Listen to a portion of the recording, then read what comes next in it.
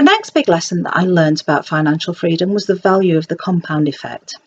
Now, this is why I love talking to young people about financial freedom and understanding their financial mindset.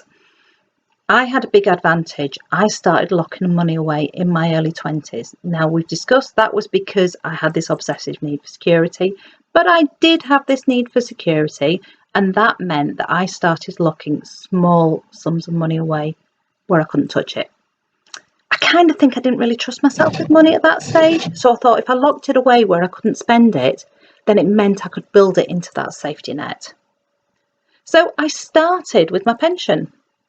Day one, I put the maximum amount that I could in my pension. So in effect, I was locking that money away into something that I couldn't touch for well over 35 years.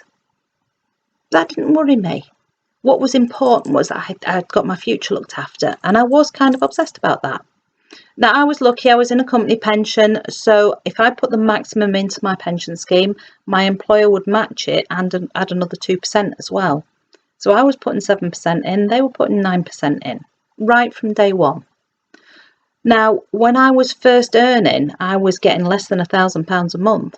So 7% of that was a big chunk of money.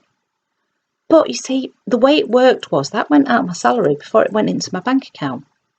So I realised I didn't miss it because I've never had it to spend. And this is why I love talking to young people about this, because they haven't got into that spending habit. And that's one thing I did learn is if you've never got used to spending the money, you don't miss it.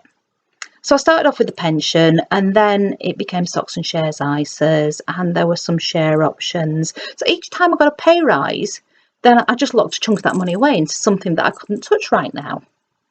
And that money, it was only little amounts at the time, but it built. So because it was little amounts and I'd never had it in my bank account, I didn't miss it. And B, because it was little amounts that I was locking away for the long term and locking away regularly, the interest just kept adding to itself, and that lump sum kept growing and growing and growing. So 10, 15 years later, I'd actually got a big chunk of money that I could start investing in more sophisticated ways in other areas. And that was literally how I started. So those are the lessons that I like young people to learn. Lock away that money before you've even had it in your bank account. That way you don't miss it. Think about it in the long term. Little things make a big difference. Learn about the compound effect. And it gives you time to work out then what you really want in life rather than getting into the habit of spending right from the start. Now, it works really, really well if you start that when you're young, but do you know what? It doesn't actually matter when you start. The later you leave it, the bigger risks you have to take, that's all. So you have to do different things to grow that money quicker. But the important thing is do something.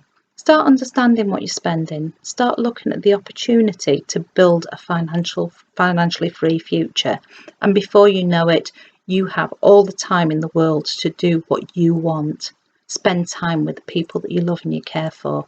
For most people, that's what we really want out of life. So have a think about that. Is there anything that you can do right now slightly differently that will put you on that path to financial freedom? Please like this video if you've enjoyed it, and feel free to subscribe to the channel because I'm going to be doing more of this type of information.